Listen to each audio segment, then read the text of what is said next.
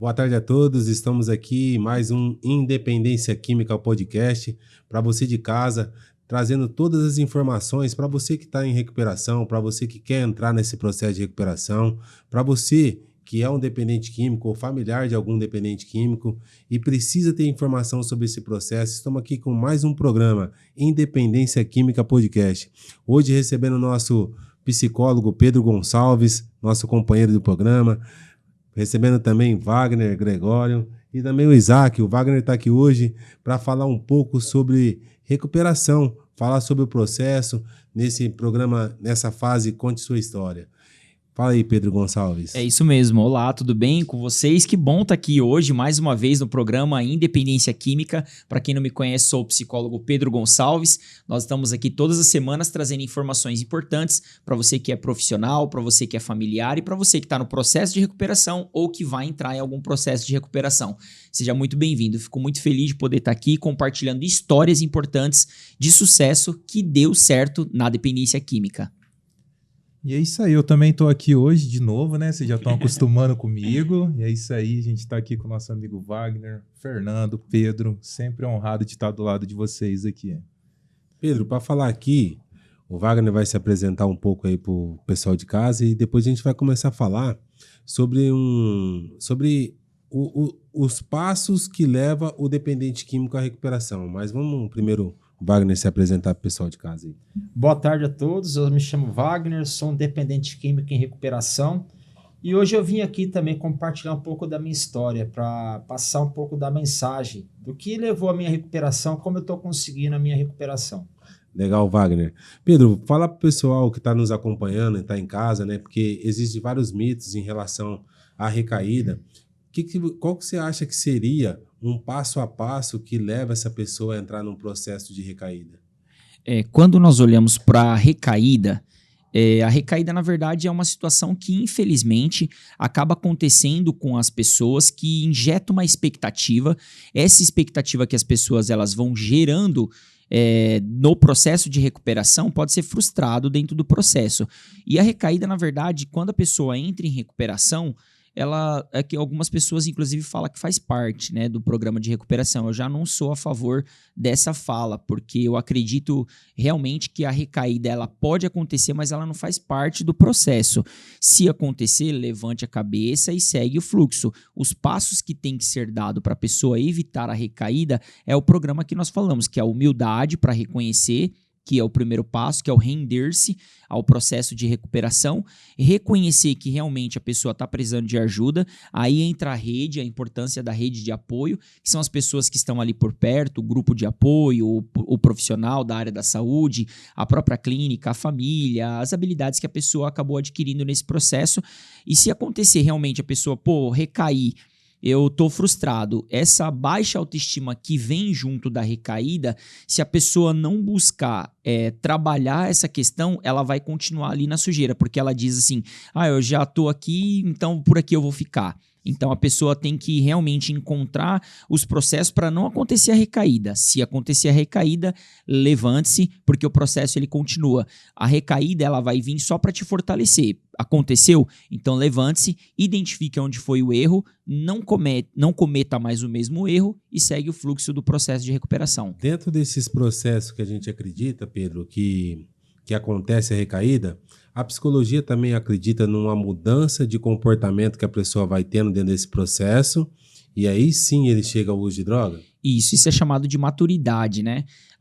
Na verdade, quando a pessoa vai evoluindo no processo de recuperação, ela vai evitando as recaídas porque ela consegue identificar o comportamento inadequado, ela consegue perceber aonde é que está a situação de risco. No processo terapêutico da psicoterapia, nós conseguimos identificar quais são os pensamentos sabotadores, situações de risco, lugares, hábitos, pessoas que pode levar ela a uma recaída. Isso se chama maturidade no processo de recuperação. Para a pessoa evitar a recaída, ela tem que fazer uma autoanálise. Se não tiver autoanálise, ela deixa a vida me levar e ela vai cair de novo no buraco, né? É porque, falando para o pessoal que está em casa nos acompanhando, né?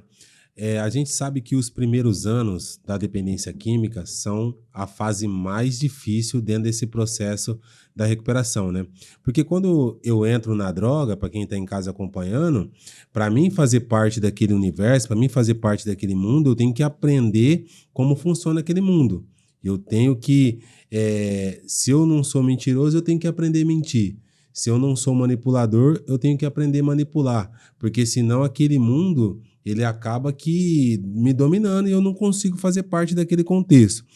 E aí, levando para um dependente químico, quando ele vai para dentro de uma comunidade terapêutica ou ele vai para dentro de uma clínica, ele vai com todas essas vivências, Sim. com todos esses hábitos, né?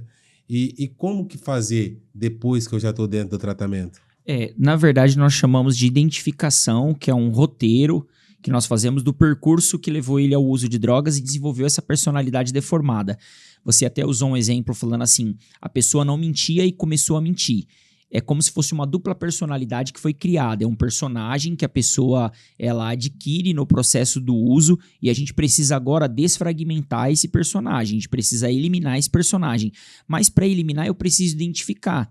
Por isso que é tão necessário no processo de recuperação essa autoanálise. Se não tiver autoanálise de identificação do que levou a pessoa, do que está promovendo a compulsão, o que está facilitando o uso de drogas, a pessoa ela ficar resistente a algum tipo de mudança, aí sim acontece a recaída. A recaída ela acontece porque a pessoa ela não se permite mudar algum hábito que nós chamamos de padrão de comportamento. Na psicologia, nós identificamos o padrão de comportamento que leva a pessoa a usar drogas e levar a recaída. No processo de recuperação, também é a mesma coisa. Mudamos o padrão de comportamento, mostrando para ele e colocando para ele uma filosofia nova de vida. Essa filosofia agora vai ser tão produtiva, vai ser tão eficiente, vai ser tão eficaz que a pessoa vai deixar de lado o modelo arcaico e antigo que ele vivia, que era no percurso de drogas, adquire uma nova trajetória, que é um novo modelo de padrão de comportamento, e ela deixa aquela vida totalmente de lado. E isso é uma mudança de mente. A Bíblia, inclusive, fala sobre isso, sobre essa mudança de mente. Na verdade, seria uma mudança de mentalidade, né? Uma metanoia, né? O Paulo, ele chama isso de renovação de mente, né? Nós buscamos essa renovação de mente o tempo todo. É buscar uma renovação, porque Jesus Cristo, na verdade, ele fala assim, ó, aquele que quer vir após mim, tome a sua cruz e siga-me. E negue-se a si mesmo. Tem que ter o deixar de lado, que é a renúncia, o velho Pedro. Pegar a minha cruz, que é difícil caminhar em sobriedade, que é complexo, é desafiador, porque você vai ter que abrir mão de um montão de coisas para viver em sobriedade, dos prazeres artificiais que a droga, as baladas, as loucuras traz, e seguir a Cristo. Aí você fala assim, Pedro, mas essa é a visão da Bíblia ou a visão da psicologia? A psicologia fala de mudança de padrão de comportamento, que é a terapia cognitivo-comportamental. Eu identifico um comportamento inadequado e trabalho em cima desse comportamento inadequado. É o que a Bíblia já vem falando há mais de 2000 anos atrás. Já vem falando algo que já no contexto já vem falando lá atrás, né? Isso. E quando a gente fala de uma mudança, a Bíblia fala de uma mudança, deixar a carne, uma mudança sair da carne e entrar no espírito, né? Isso. Então, dentro desse processo, Pedro, por que eu abordei essa situação? Porque, assim, muitas das vezes a gente vê que o indivíduo está dentro da instituição, ele faz todo um processo, só que dentro do processo de tratamento, ele já começa a dar indícios que ele vai vir a sofrer uma recaída. Sim. Por quê? Porque o comportamento dele muda dentro desse processo. Isso, exatamente. Você quer fazer algum comentário, Isaac? Eu vi que você... falar agora isso que o Fernando falou, cara. Dá para você prever, parece que quando eles começam na recaída, né? Eles começam a mostrar... Nós chamamos isso de recaída de comportamento. O que é a recaída de comportamento? A pessoa não usou a substância. É que nós não estamos falando de tratamento somente da quebra da compulsão ou parar de usar drogas. Porque quando nós falamos de tratamento para drogas, nós não estamos falando de retirar a substância. Porque retirar a substância tem um monte de gente que não está usando droga nenhuma e está vivendo em sobriedade. Nós estamos colocando um novo padrão de comportamento. É eliminar esse velho homem. Então, quando o indivíduo começa a trazer as características do velho homem dentro da clínica de recuperação, ele começa a aflorar os comportamentos inadequados. O uso de drogas é uma sequência.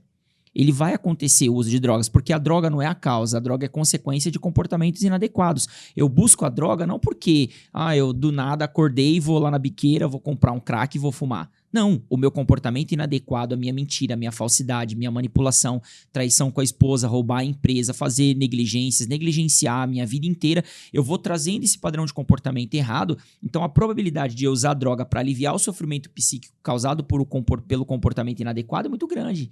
Você entende? Então, dentro do tratamento, o indivíduo ele entra na recuperação. E ele começa dentro da própria clínica ou dentro do próprio programa de recuperação a apresentar comportamentos inadequados. Por isso que nós, enquanto equipe, essa vai para profissionais que estão nos assistindo.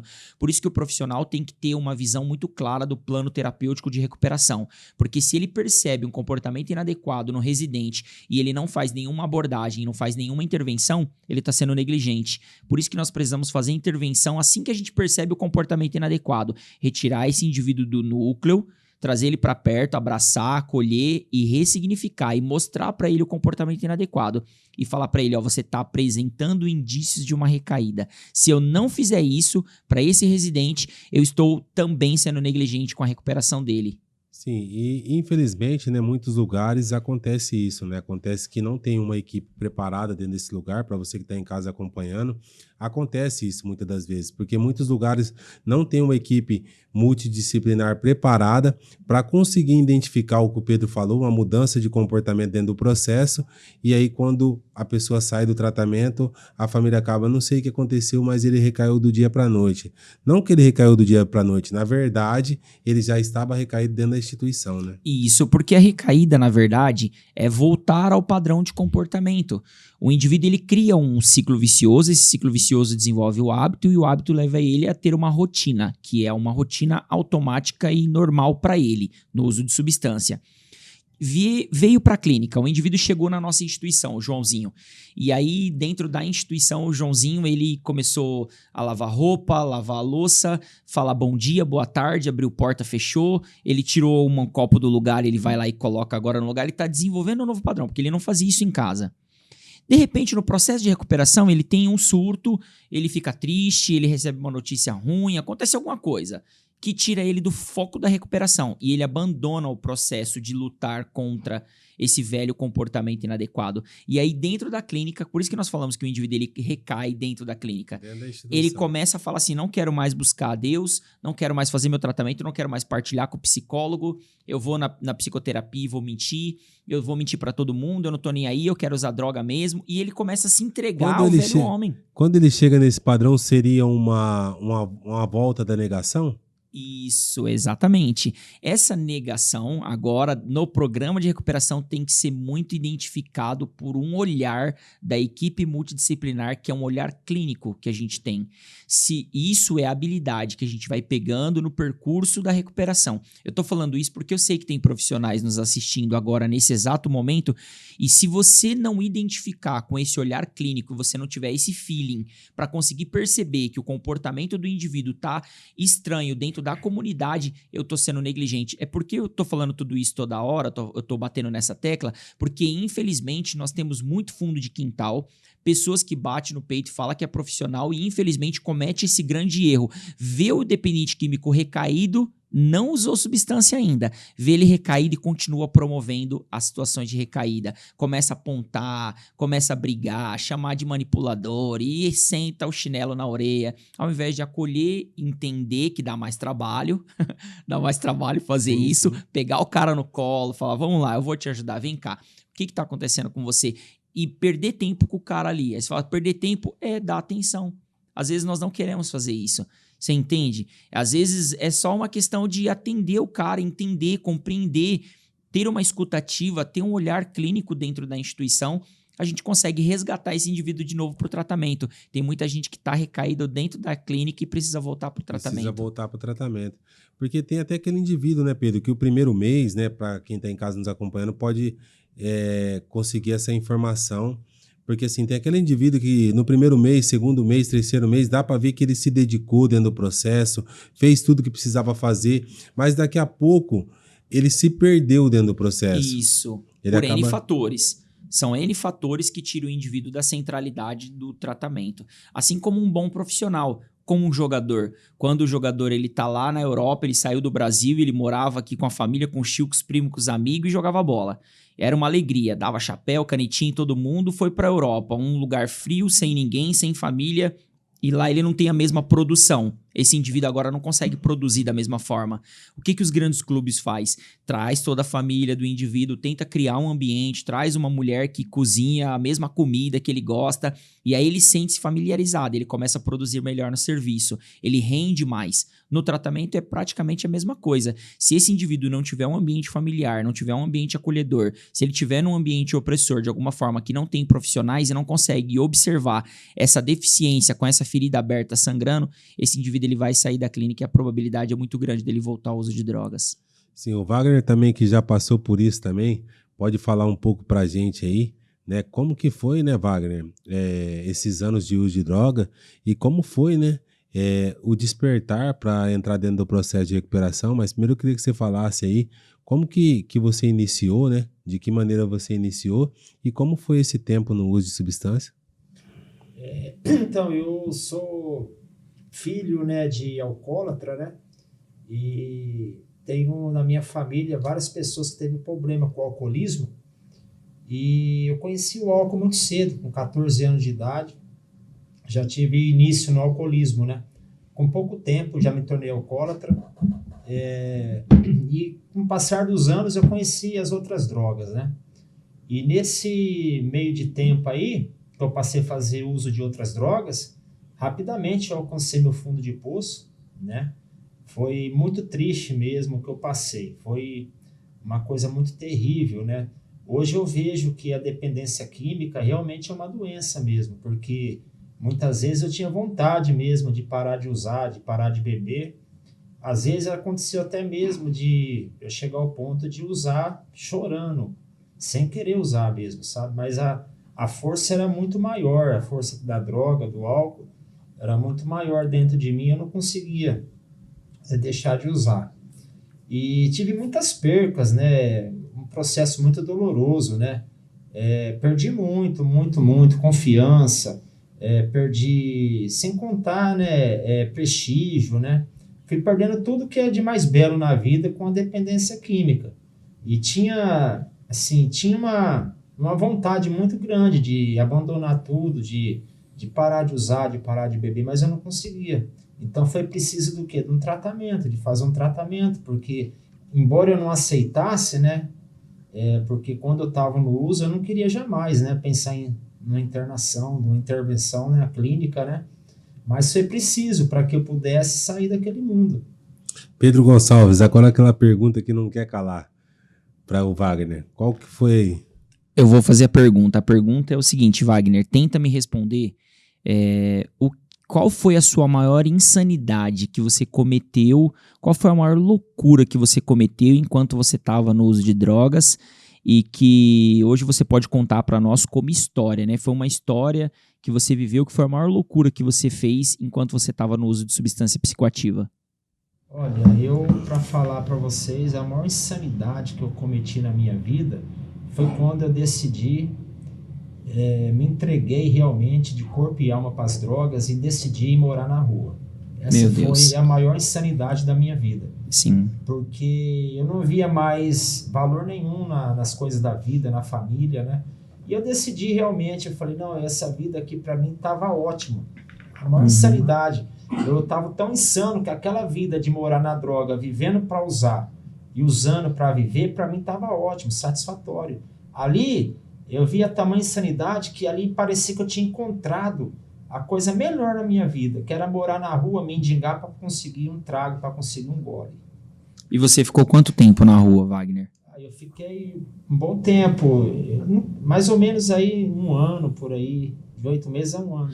Então, nós estamos falando aqui para quem está em casa, só para que vocês consigam entender um pouco mais, nós estamos falando de uma pessoa que viveu nas ruas, uma pessoa em situação de rua e vulnerabilidade social, que conseguiu dar a volta por cima, que conseguiu se recuperar, conseguiu encontrar um lar, um lugar de acolhimento, está fazendo um tratamento eficaz, está conseguindo evoluir, está aqui do nosso lado hoje falando do seu depoimento de uma pessoa que não tinha mais esperança, que não tinha mais solução. É sobre isso que nós estamos falando. O programa hoje, Independência Química, ele não vem só falando do problema da dependência química, mas o resultado da dependência química. Esse caso é um caso de sucesso. E na rua, você teve situações de morte, Wagner? Sim, passei por várias situações, né? Porque na rua é a lei do mais forte, né? Na rua ninguém tem dó de ninguém, sabe? Na rua é complicado viver.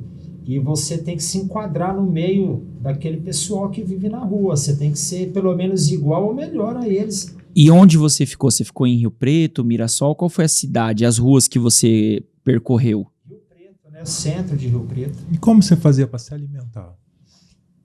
Alimentar era muito difícil alimentar, né? Porque no uso da droga, da química mesmo, você passa praticamente, você não tem vontade de comer quase, né? E quando tinha mesmo a necessidade com a sobrevivência de se alimentar, eu pegava no caso, né?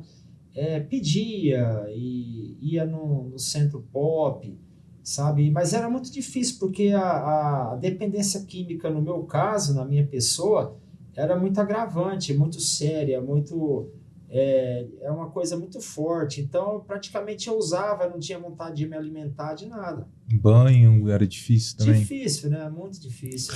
No caso, você, né, Wagner? Uma pessoa que, para quem tá em casa saber, né? O Wagner, ele é um construtor civil, o Wagner tem uma família, ele tem toda uma estrutura familiar, né? Mas mesmo assim, né? Para a gente saber o quanto que essa droga ela é forte, o quanto que essa droga ela nos leva a cometer várias insanidades, né? Que é o crack que nós estamos falando aqui.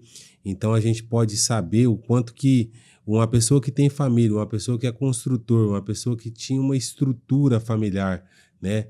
E ele chegar ao ponto de achar que a rua estava sendo o melhor lugar, né, Wagner? Sim, com certeza, né? Porque a insanidade, a doença, ela é muito forte, né? Porque você vê uma pessoa que é de família, que tem uma profissão, que até foi, né? Tive empresas, né? Funcionários, né? E passar por uma situação de rua, morando na rua e achar que estava bom, você vê o tamanho do grau da insanidade. E é uma pessoa inteligente. O Wagner, Exato. ele é fora do normal. E cara. nessa época, Wagner, a sua família, vocês se encontravam, eles iam atrás de você, você chegou a encontrar sua família na rua, algum amigo, você ficou com vergonha? Como que era essa relação social de tentar voltar para casa? Ou você se rendeu e falou, vou ficar aqui, vou morar aqui, vou morrer por aqui mesmo? No meu caso, eu decidi mesmo abandonar minha família por causa da droga, né? Eu tinha droga e tinha rua. Foi aquilo que eu tinha, para mim estava bom, para mim era o que eu queria na minha vida naquela situação. Eu não pensava em voltar para minha família nunca, não pensava em me recuperar nunca. Então, na situação que eu me encontrava ali, eu estava tão doente mesmo que para mim estava bom. Um cara que é de família, que tem, né, uma família de procedência, porque minha família é de fora, de outra cidade, mas para mim ali eu tinha encontrado ali a solução da minha vida. Eu achava que para mim eu tinha me encontrado, mesmo na situação de rua que eu estava vivendo. E você chegou a ter contato com a sua família? Não. Nenhum. Não. Vendo o Wagner falar agora, eu identifico com ele, né? Porque no ano de 2013 aconteceu a mesma coisa comigo, né? Eu voltei para casa e de repente minha mãe falou assim para mim, Fernando, aqui em casa não tem condição mais de você ficar. Aqui em casa não tem mais condição de você ficar porque você já roubou tudo aqui dentro de casa. Então, assim, sempre quando você entra, você tira as coisas daqui, então aqui não tem como você ficar mais. E quando minha mãe me falou isso, foi a mesma coisa que o Wagner sentiu aí. Foi uma sensação de liberdade. Não, agora eu tô livre. Agora eu vou poder usar em paz, né? Mas aí quando a gente vai ficando na rua, que a gente vai vendo a realidade da rua, né? Então, assim, quando você fala, eu identifico com o que você falou. Que eu vivi isso aí também, né? Eu larguei tudo para viver na rua. E quando eu larguei tudo para viver na rua, foi só num daqueles momentos de sanidade da rua que eu vi, não, cara, essa vida não é para mim. E aí foi quando eu busquei um tratamento. E no seu caso, como foi? No meu caso, né, eu não busquei um tratamento, né? E foi a minha família mesmo que pediu ajuda, né? No caso aí, na época, né? Inclusive foi com você, né, Fernando, que a Sim. minha família conseguiu te achar, né, através de pessoas conhecidas, né? Entrar em contato com você, e graças a Deus que você me encontrou, porque eu não ia pedir ajuda mesmo, eu estava decidido a morrer na rua. Daquele jeito, né? E aí... Olha que assim, para quem tá em casa acompanhando, né? ele não ia pedir ajuda, ele estava decidido a morrer lá daquela maneira que ele estava. Para ele estava bom. Mas você vê que o quanto que a importância da família entender o cenário e buscar uma ajuda, né, Pedro? Se a família não fizer nenhuma intervenção, se a família não fizesse, com certeza a gente não estaria aqui falando sobre isso. Sim, então para quem está em casa, para entender a importância, né, de buscar ajuda, né, de buscar a pessoa certa, porque eu lembro até hoje, quando a família do Wagner entrou em contato com a gente rapidamente saímos, né, e buscamos informações sobre ele, sobre onde ele estava, e acabamos encontrando ele e trazendo ele para um tratamento. Então, para ver o quanto que é importante a família, né, a família entender o cenário, e talvez você que está em casa também está até sem esperança, porque já passou várias e várias internações e não teve o resultado que você imagina, mas é como o Pedro falou, a gente precisa de informações para buscar lugares capacitados, né? E por isso que a FENAPAD hoje vem fazendo um brilhante trabalho em relação à dependência química, aos profissionais que atuam na área, né, Pedro? É exatamente. Esse cenário que a gente está vendo aqui agora, o Wagner, morador em situação de rua, saiu de uma situação de morte, de lixo, foi para um tratamento. Se nessa clínica não tivesse profissionais habilitados para lidar com a demanda de uma pessoa em situação de rua, iria tratar ele de qualquer forma. Ele foi acolhido, respeitado, ressignificou algumas questões, tratou os traumas, ofertou um alimento, uma cama quentinha, um chuveiro bacana, amigos. E eu vejo que ele está voltando dia após dia, por quê? Porque ali existe uma equipe treinada. Essa equipe treinada é o que o Fernando está falando aqui agora. Se não tiver a capacitação, a formação, a ética, a visão profissional, infelizmente ele ia ficar na casa da mãe Joana, entende? E não ia conseguir nem ficar. Por quê? Porque a gente sabe que existem equipamentos, que são as clínicas e clínicas, comunidades e comunidades, hospitais e hospitais. Então a gente está falando aqui de uma equipe treinada, capacitada, ofertou um acolhimento interessante, no entanto que ele está firme, ele está bem, está voltando à ressocialização agora, já querendo abrir empresa, já querendo montar o seu próprio negócio, querendo crescer, vai casar, e a gente sabe do sucesso que é a recuperação, Sim. como a sobriedade traz sucesso. Por isso que nós falamos o tempo todo de uma equipe bem treinada e bem formada, e é isso que a FENAPAD tem ofertado nas instituições. Uma dúvida que eu fiquei, quando você voltou ali, foi para a clínica, né? Quanto tempo demorou para você aceitar o tratamento? Olha, a clínica, né, o Centro Terapêutico Luiz Caetano é diferenciado, né? Porque já cheguei a passar, quando eu era mais novo, em outras instituições, mas ali onde eu me encontro hoje, né? Não foi difícil de eu me encontrar novamente, porque a palavra de Deus é pregada, né? Ali é pregado, sempre tem os cultos na igreja, ali é pregada a palavra de Deus, então não ficou difícil não foi difícil de eu me reencontrar novamente não, porque hoje eu vejo que se eu não tivesse passado por esse processo aí, de ouvir a mensagem, a palavra de Deus ali, né, o psicólogo, as reuniões, né, que é feita ali, então ali a gente tem as ferramentas necessárias, né, para a gente se reencontrar novamente com a vida, né, e para mim não foi difícil, porque eu comecei a participar dos cultos da igreja, né, eu tive encontro com Deus verdadeiramente, né, e hoje eu estou bem hoje, por quê? Porque ali, onde eu me encontro hoje, na clínica, ali eu encontrei realmente a palavra de Deus sendo pregada, foi o que me libertou. Que bacana. Muito bom. Ô, Fernando, queria fazer uma pergunta para você, baseado numa das falas. Quando o Wagner começou a falar, ele trouxe uma fala dizendo assim, eu usava a droga chorando, eu não queria usar droga. E aí o meu corpo pedia substância, eu ia lá e acabava usando. O que você tem a dizer sobre a abstinência, que às vezes a família acha que é falta de vergonha, acha que é safadeza, ele para a hora que ele quer, ele não tá querendo parar, é falta de vontade. Mas nós acabamos de ver uma fala de uma pessoa que está com a dependência instalada, que é a necessidade biológica, e a pessoa não queria usar drogas, mas foi lá para poder sentir um alívio daquilo que o corpo estava pedindo. Como você vê essa questão de abstinência, fissura, para as famílias que estão em casa entender o que é a dependência química, esse mal que assola as famílias? Quando a gente fala do crack, né, que é essa droga devastadora, a síndrome de abstinência aguda do crack, ela é muito forte. Ela é muito forte. Eu posso falar, eu não estou falando baseado em ciência, eu estou falando porque eu vivi isso. Tô falando que eu vivi isso. Dias antes do meu tratamento, de eu ir buscar ajuda, eu não consegui ir logo para uma comunidade terapêutica, porque a comunidade terapêutica tem muito disso, para você que é a família que está em casa nos acompanhando. Você tem que passar pelo CAPS, aí você tem que esperar o médico, e o dependente de crack, ele não vai aguentar esperar isso. O dependente de crack, se ele quer ir agora, tem que levar agora, porque amanhã ele já pode mudar a ideia dele. Ou daqui minutos ele já muda aquela ideia. Exato. Então, por isso que eu falo. E no meu caso, não foi assim. No meu caso, eu tive que esperar 5 dias para mim entrar dentro de uma comunidade terapêutica.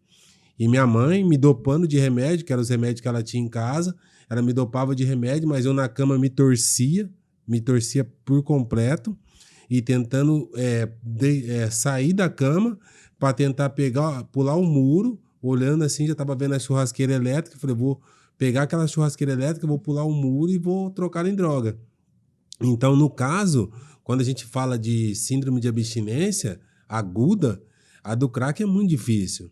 Uhum. E assim, se você não tiver um suporte de uma equipe que vai fazer escutativa, que vai pegar aquele paciente, vai conversar com ele, fazendo escutativa, entendendo o processo, tentando entrar e vivenciar o modelo de mundo dele para tentar trazer ele para o modelo de mundo da recuperação, é impossível. E assim, tem casos que a gente não consegue. A gente lá do Instituto Luiz Caetano, para você que está em casa, a gente tem diversas vagas sociais. Diversas vezes a gente toma aqui no Centro Pop de Rio Preto, fazendo trabalho com a igreja, o Ministério Mudança de Vida. E a gente vai lá, faz o trabalho, inclusive sábado agora vai ter um trabalho lá. Fazemos o trabalho e identificamos pessoas lá que estão em situação de risco, em situação de rua, e cedemos a vaga social para eles. Ótimo. Mas essas pessoas, ela não passa de 15 dias na instituição, muitas das vezes, porque a gente não tem como fazer com que aquele cara fique no tratamento. Uhum. Ele veio ali de livre e espontânea vontade. Então, para você tentar fazer uma intervenção é muito difícil com essa pessoa, porque ele está tão acostumado com a rua, com aquele sistema que o Wagner falou para a gente ali, que muitas das vezes a gente não consegue fazer uma intervenção só na escutativa e trazendo um convencimento. Precisa de algo mais, né? E a gente não consegue porque a gente já está ofertando uma vaga social que é para a pessoa que quer o tratamento.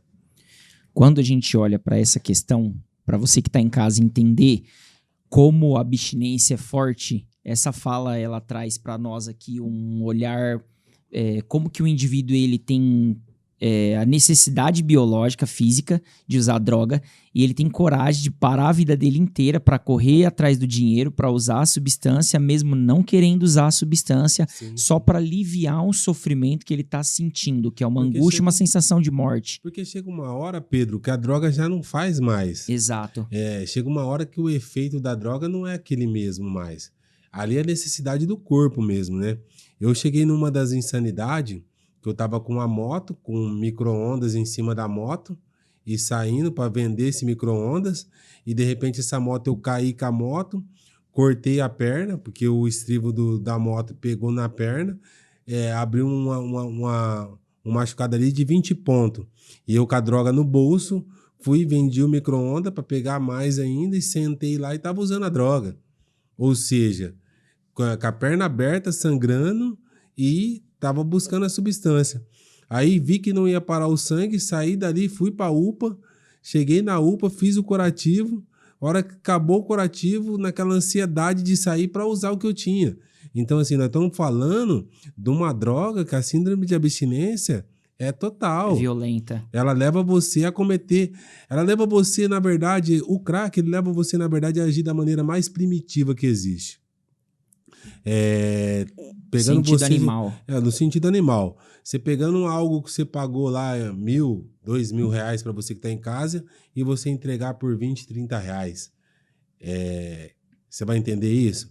Você tirando coisas de dentro da sua casa, de dentro da sua família e entregando para as pessoas de graça, né? Eu falo isso porque isso aconteceu comigo e eu vejo isso acontecer o tempo todo, né? Mas muitas das vezes a gente vai, dentro desse processo de recuperação, trazer uma mensagem de recuperação, trazer uma mensagem de esperança para quem está no uso, e muitas das vezes a gente escuta assim, pô, mas eu tô cansado de clínica.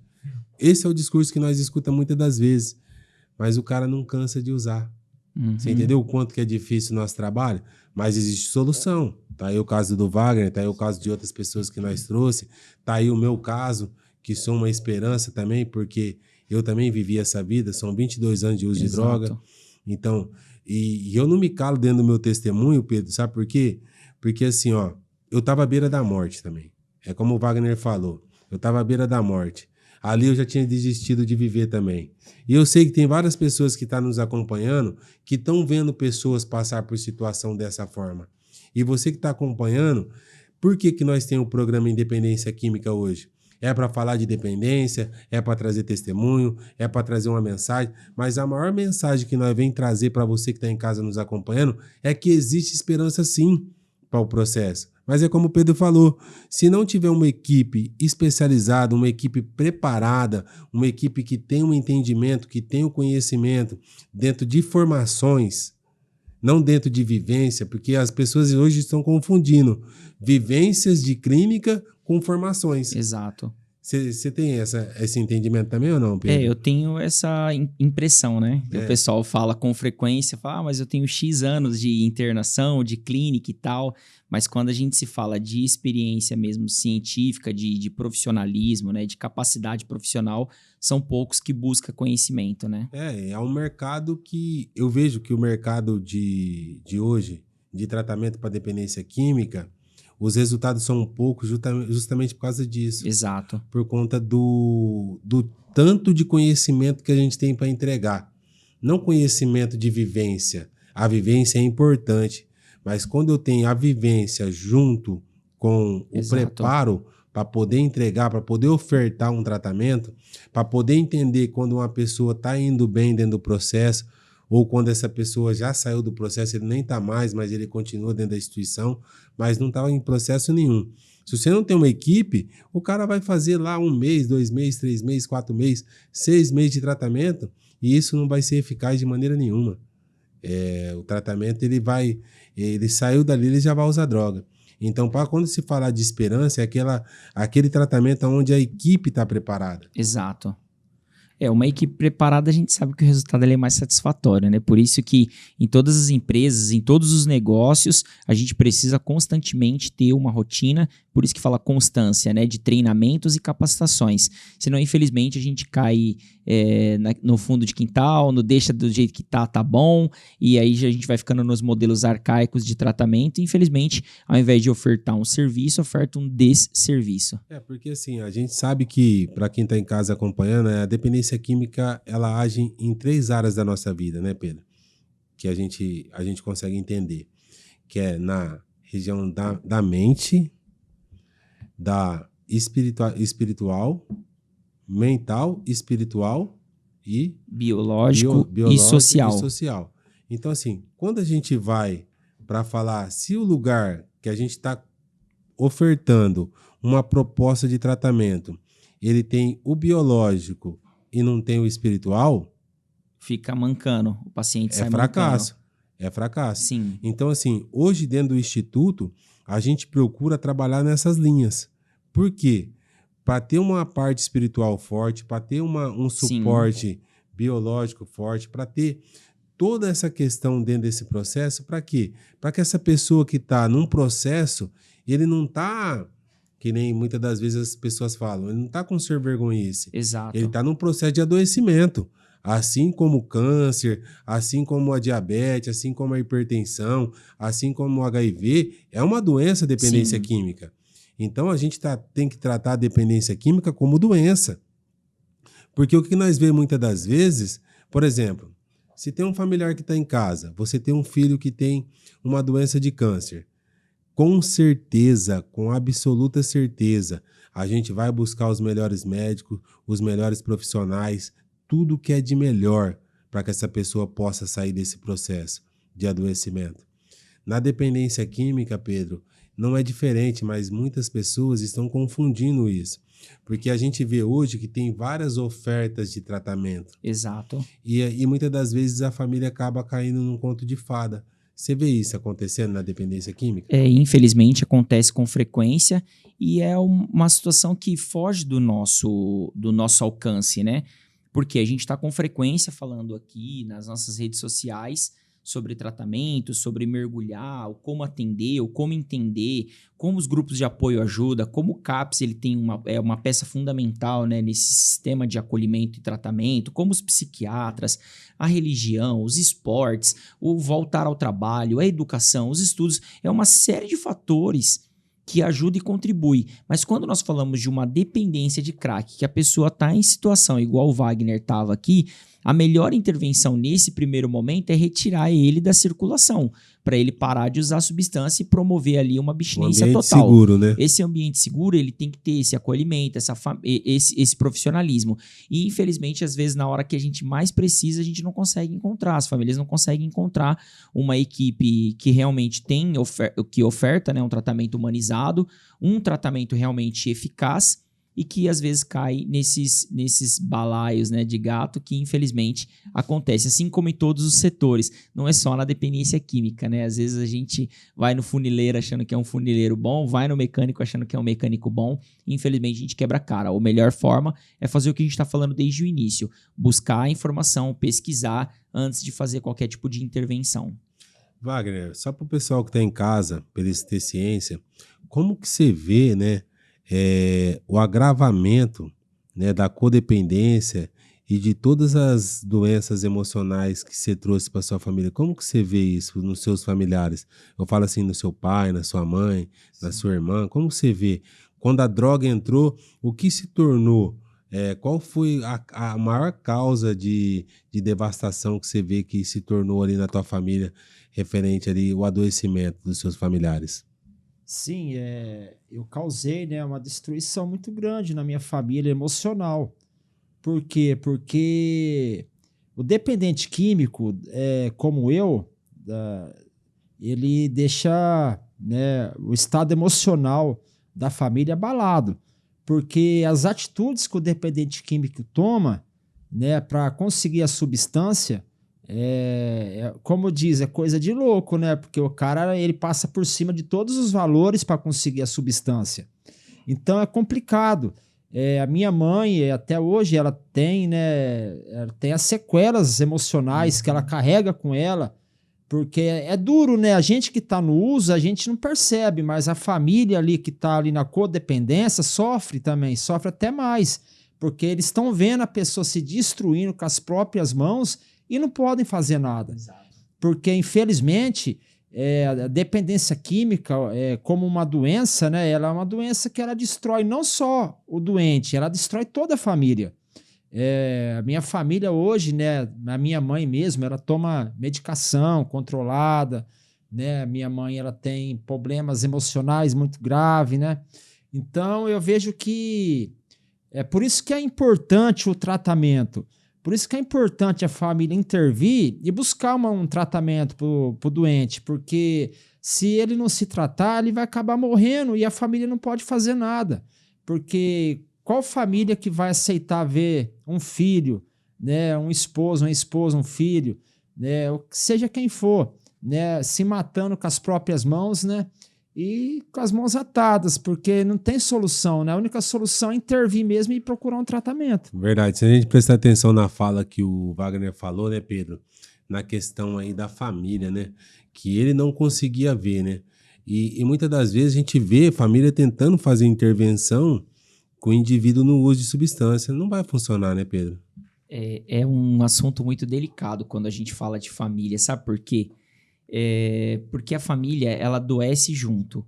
A família, ela fica o tempo todo tentando solucionar o problema. Primeiro, a família tenta tapar o sol com a peneira, descobre a grande maioria, né? Não tô falando todos, né? Cada caso é um caso, mas a grande maioria das famílias, quando descobre que o indivíduo está no uso de drogas, ela tenta tapar o sol com a peneira para não queimar a moral da família, a dignidade e tal. E isso só agrava a situação. Só vai prejudicando, porque a pessoa continua no uso e a família tentando abafar, tentando passar um pano, tentando esconder, e o problema só vai se intensificando. E aí a família vem com toda a agressividade. É tão grave isso que você falou, Pedro, que esses dias a gente foi fazer uma internação, né? E aí eu recebi a ligação de uma irmã, né? E a irmã falou assim pra mim, mas aí não tem ninguém que tem problema na justiça, não, né? E aí eu falei, pô, lógico que tem. quando a gente se fala de droga, a gente está falando de uma coisa que é ilegal. Exato. E assim, a gente percebe que assim, a família tenta fazer que meio que uma proteção, mas não entendendo que se ele continuar, a progressão da doença vai acontecer e vai levar a qualquer tipo de ato de insanidade. E eu tomo muito cuidado em falar de família. Por quê? Porque é um assunto muito delicado. A família está em sofrimento total. E esse sofrimento precisa ser respeitado por nós. Sim. É um sofrimento que a família vê, tenta esconder primeiro e não consegue. E aí vai agravando, o negócio vai piorando.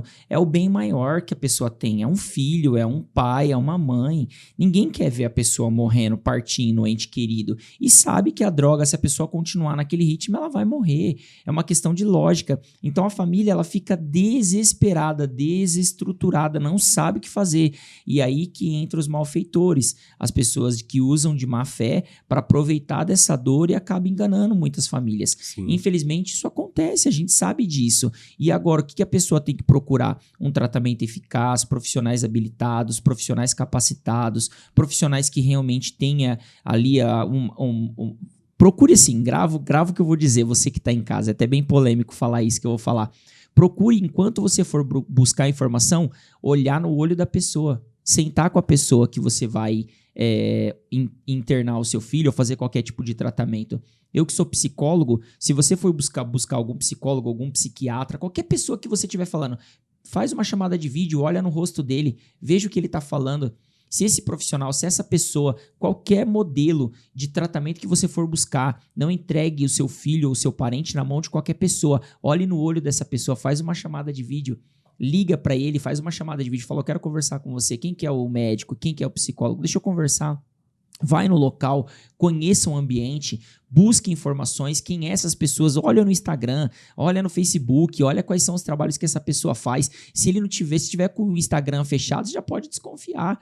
Porque um bom profissional, ele não esconde nada de ninguém, ele tem a sua vida ali exposta para todos. E isso é bem polêmico falar isso, pode ser que até algumas pessoas não concordem comigo, mas eu sou dessa filosofia. Se eu tenho algo para ofertar de bom e cada um oferece que tem, eu tô cheio de amor para ofertar, eu vou deixar a minha vida sempre exposta. A gente tem que buscar quem é esse profissional, o que está acontecendo, porque essa família está fragilizada. Se essa família não encontrar uma segurança nesse profissional, ou nessa equipe, nesse equipamento, nessa clínica, comunidade terapêutica, hospital, ambulatório, psiquiatria, qualquer coisa que a pessoa for buscar, ela não encontrar segurança, sai fora. Se você percebeu que não tá legal, sai fora. Não coloque o seu filho lá, senão vai mais atrapalhar do que ajudar. Isso é muito louco falar. E muitas das vezes o que a gente vê é que mais atrapalha do que ajuda, né? Porque a gente tá trabalhando nessa área há muito tempo, a gente vê vários testemunhos, né? De pessoas que foram para lugares que só atrapalhou, que não pôde proporcionar um tratamento, né? Porque quando a gente fala de dependência química, a gente tem que entender o quê? A pessoa que já está vindo para um tratamento, ele já está em sofrimento. Então, assim, a gente tem que poder proporcionar o máximo de ferramentas dentro desse processo para acolher essa pessoa que já está em sofrimento, para que ele possa vir buscar um processo diferente. Esse é o papel do Isaac que está aqui. O Isaac é o nosso marketing, ele que faz toda a captação de imagens, que quando você entra nas nossas redes sociais, você acaba vendo. O que você vê lá, Isaac? Você que nunca teve problema com drogas, você que não tem aí nenhum envolvimento com isso e só trabalha com essa instituição. Como você de fora vê esse ambiente? Você vê esse ambiente, um ambiente familiar, um ambiente acolhedor? Fala mais para nós, você que é o marketing da empresa, o que você vê lá dentro do plano terapêutico, da internação? Primeiramente, né, que eu vejo que os acolhidos ali, eles reclamam muito que eles já estão cansados de passar por clínicas e tal. Mas ali dentro do centro terapêutico, eu vejo que a maioria ali, eles encontram uma casa ali. Porque, principalmente nas refeições. Teve um caso mesmo de um rapaz ali falando que ele estava no centro terapêutico, numa clínica, que no almoço, eles serviam o almoço. Aí o que sobrava do almoço, eles pegavam, misturavam e davam na janta como uma sopa, alguma coisa do tipo. Eu já pensei, meu Deus, que coisa nojenta, né? Porque imagina, você pegar o resto da comida. Então ali dentro do centro terapêutico ali, eu vejo meio que uma família mesmo. Cuidado, o respeito. Tudo. Principalmente o Fernando, que nem eu e o Fernando a gente estava conversando mesmo. Aí chegou um rapaz lá falando que estava cansado de viver em clínica, né? Que a mãe dele, que a culpa era da mãe dele, que isso e aquilo. O Fernando começou a explicar para ele, né, que o centro terapêutico não está ali porque quer que a pessoa venha até ali. Pelo contrário, só está ali porque a pessoa foi atrás da droga. Exato. A pessoa que foi ali, que se não tivesse o centro terapêutico, ele poderia estar até buscando a morte, né? Exatamente. Porque o fim, na verdade, é exatamente esse, né? O fim da pessoa que está ali no uso de drogas ou é o caixão, ou é a prisão, ou é a internação. A pessoa, ela tem esse caminho, a pessoa que está no uso de drogas. Se a família não fizer nenhuma intervenção, aí o caixão é uma coisa certa. Ou a prisão, né? Que aí ele vai parar de usar droga, ou não, né? Ou Também. não, vai saber, né? Eu acabei de receber uma pessoa lá essa semana que foi mais ou menos isso, né? Ele estava perdido na rua, né? A gente achamos ele, levando ele para a clínica. E quando ele chegou lá, a pessoa está sob o efeito da substância, né? Tá com a região pré-frontal afetada, o controle inibitório. E aí estamos falando de promoção, de tratamento, para que ele pudesse sair e entrar num processo de recuperação. E ele está o tempo todo ali, não quero, não é agora, eu quero viver na droga. E aí, tá bom, mas vamos ficar hoje? E aí ele ficou, dormiu, no outro dia ele já acordou com a realidade, né, da vida, né? Já falou, não, realmente eu preciso. Então, assim, tudo vai depender do acolhimento, tudo vai depender da oferta de tratamento, né?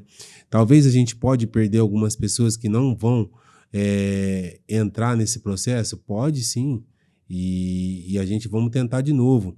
Mas, na maioria das vezes, a gente vem sendo eficaz dentro desse processo de tratamento, a gente vem tendo resultado, porque nós não estamos olhando só para o autoconhecimento. O autoconhecimento é importante totalmente, a pessoa ter o autoconhecimento dela mesma, mas a gente está olhando ali para a estrutura emocional que está por trás do vício. Quais são as feridas emocionais? O que essa pessoa viveu lá no passado que ele não está conseguindo ressignificar? E a gente está olhando para isso e estamos ofertando ferramentas como programação neurolinguística, constelação familiar, o processo de coach para vício, terapia cognitivo-comportamental. Estamos indo nessa linha para tentar fazer de tudo para que essa pessoa possa ressignificar algumas coisas lá do passado e que ela possa entrar num processo de recuperação e não possa vir mais a sofrer recaídas. Então, essa é a proposta de tratamento do Instituto hoje, né? E procurando capacitar, agora estamos procurando aí nos próximos dias aí trazer a FENAPAD para que possa também trazer conhecimento não só para a equipe, mas para o residente também. E estamos nessa linha, Pedro. Uma coisa muito legal que eu vejo ali no centro terapêutico é a parte da academia. Ali, querendo ou não, aquilo ali ajuda demais ali. Começou ali, o pessoal, eles começam como não quer nada, sabe? Eles começam a vir ali, passa perto, aí vê que tem um treinando. Aí agora a gente tá vendo que tá mutuando, sabe? Tá tendo fila para usar os equipamentos. Tem uma galera lá agora que já entrou dentro desse processo aí, né? Da autoestima, de recuperar, né? Prática de esporte, né? Isso a gente vê com frequência. Eu falei isso no começo da nossa entrevista aqui do podcast, da importância, né, do esporte, lazer, educação, trabalho, amor e espiritualidade. A gente, é meio que uma linha de como a gente vai trabalhar com esse indivíduo. E a gente está fazendo tudo isso. E o esporte no processo de recuperação é fundamental. É fundamental. Ô Pedro, tem algo aí também, né, que a gente queria abordar para quem está em casa nos acompanhando, porque é muito falado, né? Por que essa pessoa ela consegue ficar bem dentro da clínica e quando ela chega em casa ela acaba aqui recaindo, né? Então eu queria que você trazesse aí uma visão sua visão em relação a isso, porque isso acontece de fato. A gente vê que em inúmeros casos, tem pessoas que vão para dentro da clínica, às vezes a gente dá oportunidade de trabalho, essa pessoa começa a trabalhar e quando ele está ali trabalhando, quando ele está indo e voltando, para a instituição, ele pode sair, vai e volta. Essa pessoa ela consegue ficar num processo de recuperação e de repente quando ele sai e vai retomar a vida lá fora de maneira que ele tem que ele começar, ele que precisa correr atrás, ele que precisa ter o lugar, morar sozinho, ele não consegue ter eficácia dentro desse processo. Eu chamo isso de cordão umbilical tóxico, né? Nós sabemos que a família ela pode contribuir, ajudar no processo de recuperação, mas se esse cordão umbilical ele tiver tóxico, infelizmente, o paciente fez o tratamento, ele completou 6 meses dentro da clínica, os profissionais deram tudo, ele participou de todos os passos, participou das reuniões de espiritualidade, foi na psicoterapia, se alimentou, dormiu, comeu, bebeu, ficou forte, tá bem, ressignificou essas dores, esses traumas emocionais, e aí ele volta para casa. Uma outra pessoa, uma outra mente, mas chega em casa e encontra uma ferida ainda nesses pais, nessa esposa, nos filhos, que infelizmente essa família não se tratou enquanto ele estava no tratamento. Se essa família não se tratar, infelizmente a família vai continuar tratando o Joãozinho da mesma forma que o Joãozinho saiu. Vamos imaginar assim, o Joãozinho foi para o tratamento e a Dona Maria ficou em casa. Dali 6 meses o Joãozinho volta para casa e a Dona Maria não fez tratamento nenhum. Ela vai receber o Joãozinho da mesma forma que ele saiu pela última vez. E qual foi a última imagem que a Dona Maria tem na cabeça? Dor e sofrimento. Dor e sofrimento. Então, a Dona Maria agora vai receber o Joãozinho, uma outra pessoa, mas ela vai ficar lembrando do quê? Das dores, dos traumas, do barulho da polícia que passa na rua, que o coração dela acelera. Então, se essa família não tiver um acompanhamento, um tratamento, o residente, mesmo que ele está recuperado em todos os seus aspectos, a família inconsciente pode promover uma situação de recaída. Então esse indivíduo ele tem que ter muita paciência ao voltar para casa, porque a mãe não vai receber ele como o recuperado. A mãe dele vai receber ele sempre com o pé atrás, o pai, os familiares, a esposa, e aí tem que ter muita paciência, muita habilidade, ele vai ter que aprender a lidar com esse fator, desconfiança. Por quê? Porque a vida inteira ele deu problema. Só que muitas das vezes, Pedro, a gente vê uma resistência, né? De a gente trazer para a família que a codependência é uma doença que ela precisa ser tratada. Muitas das vezes a gente tem uma resistência porque o indivíduo, quando ele está dentro da clínica de recuperação, a gente consegue acompanhar o passo a passo dele.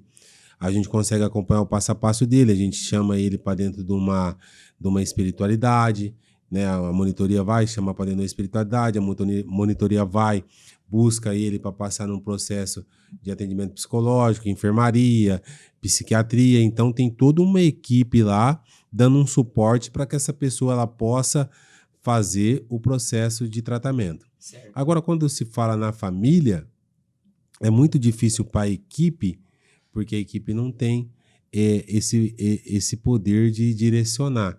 A equipe pode falar que é necessário, mas muitas das vezes não vai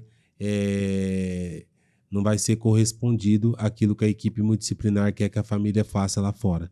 Então, assim, como? Esse é o grande desafio. Porque é o seguinte, não é só na família, que a gente está falando de família, é óbvio que a gente vai falar da mãe, da esposa, do pai, mas na empresa, se o indivíduo ele estava usando drogas e ele deu muito trabalho e ele continua voltando para esse lugar, a empresa vai discriminar, a sociedade vai julgar, vai falar, lá, o Noia voltou. Se ele bebia, vamos chamar ele de pingaiada, porque as pessoas não estão aí para aquilo que você está apresentando, eles estão lembrando de como você era. Até que você prove o contrário com as suas atitudes, com seus comportamentos e com as suas ações, né, é muito difícil, vai demorar, vai levar um tempo. Por isso que ele precisa ser treinado dentro da nossa instituição, a habilidade de resolução de casos, de resolução de problemas, de resolução de conflitos, ter paciência, trabalhar muito essa serenidade.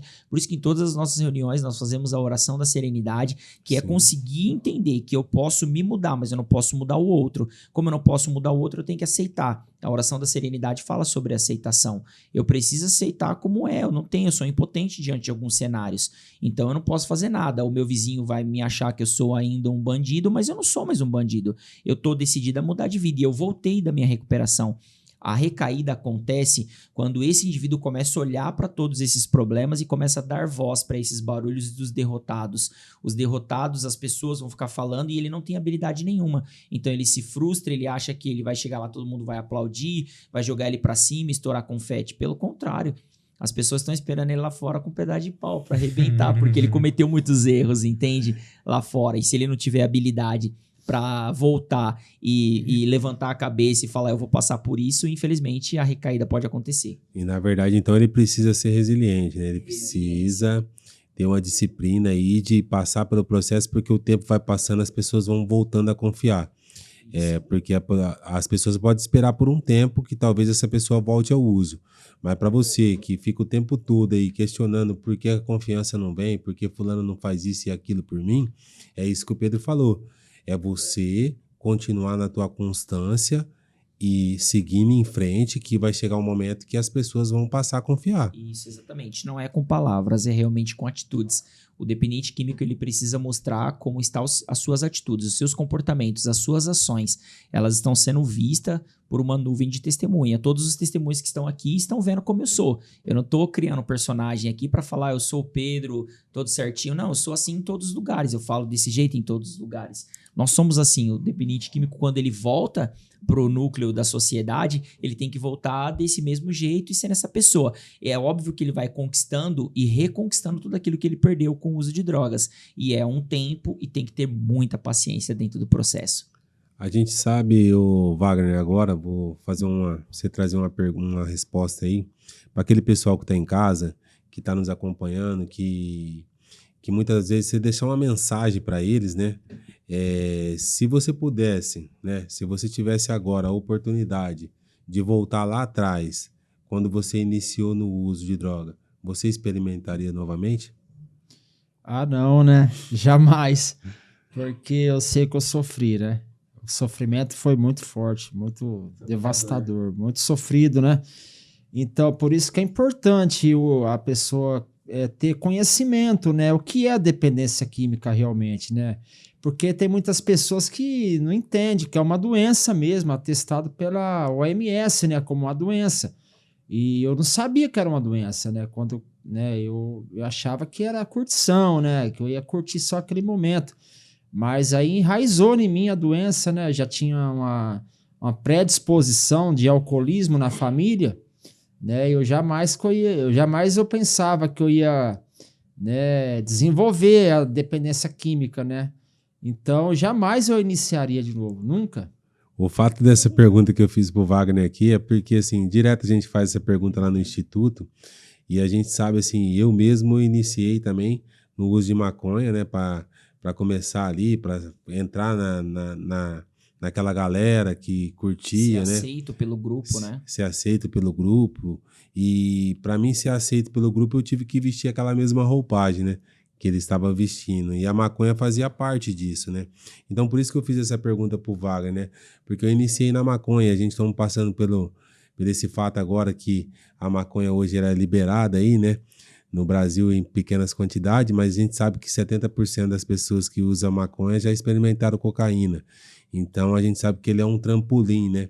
Então, para você que está em casa acompanhando, que muitas das vezes acha que a maconha não é nada, e a gente está vendo esses casos diversos de esquizofrenia, psicose dentro da instituição, e na maioria das vezes foi através da maconha, que as pessoas acham que é simples, que é uma droga inofensiva, mas de fato não é. Mas se nós fosse para falar da maconha aqui, nós teríamos que ter muitos horários aqui para nós falar da maconha, que é a porta de entrada, né?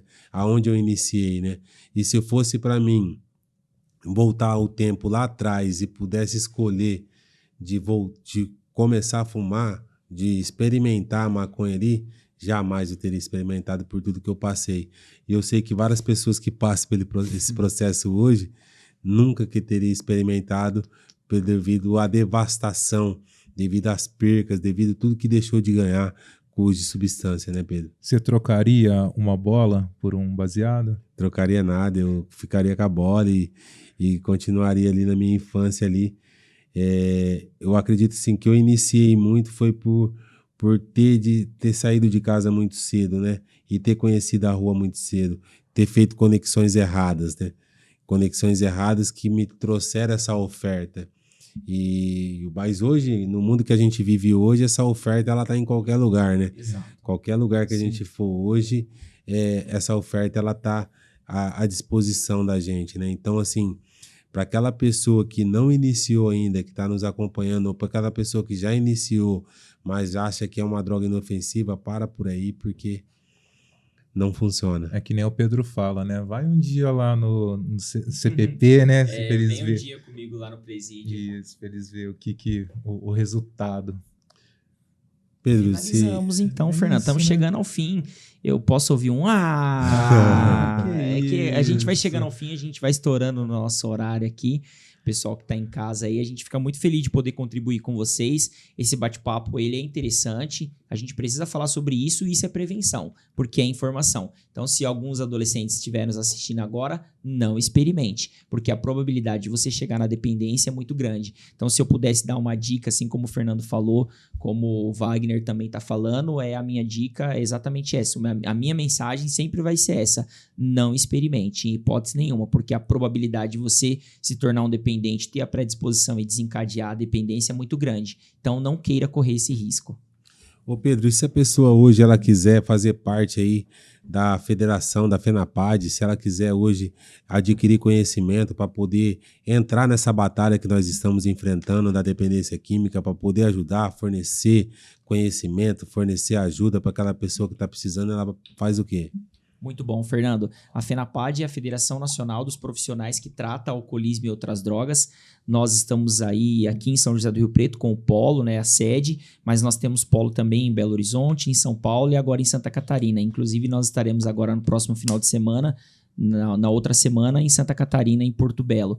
A FENAPAD ela tem ofertado cursos, capacitações e treinamentos para equipes, para pessoas que trabalham direto ou indiretamente com o tratamento da dependência e acolhimento de alcoolistas, né? Dependência química e alcoolistas.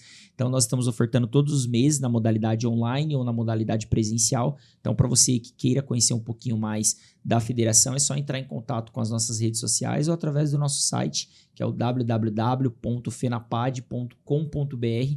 Você vai ter um pouco mais de informações, vai se formar com a gente, vai se capacitar e se tornar um profissional de excelência nesse segmento que é a dependência química.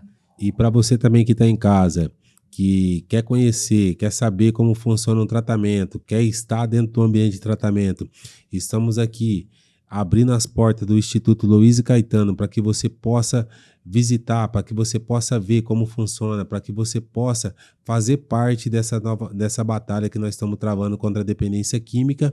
E você que quer conhecer o local está à disposição na rua João Banhosa 551 e você pode fazer parte desse projeto. Muitas das vezes a gente ajuda muitas pessoas, né, de forma errônea, né? Muitas das vezes a gente ajuda no sinal, dá uma moedinha, dá um dinheiro, compra uma marmita. Não que isso seja errado, mas muitas das vezes a maneira certa de ajudar é conhecer, estar próximo e saber que existe um lugar que proporciona a recuperação, que pode tirar essa pessoa que está lá no sinal desse processo de adoecimento e colocar num processo de recuperação. Então, para você que é empresário, venha fazer parte, venha participar, venha conhecer o Instituto. Muito bom. É isso, né? Segue a gente nas redes sociais. Tá? Depois a gente deixa aqui para vocês acompanhar, tá na descrição. É isso. Ótimo. Gostei. Muito bom. Muito obrigado, pessoal. Obrigado. Tchau, tchau. Obrigado. Até a próxima. Valeu, Wagner.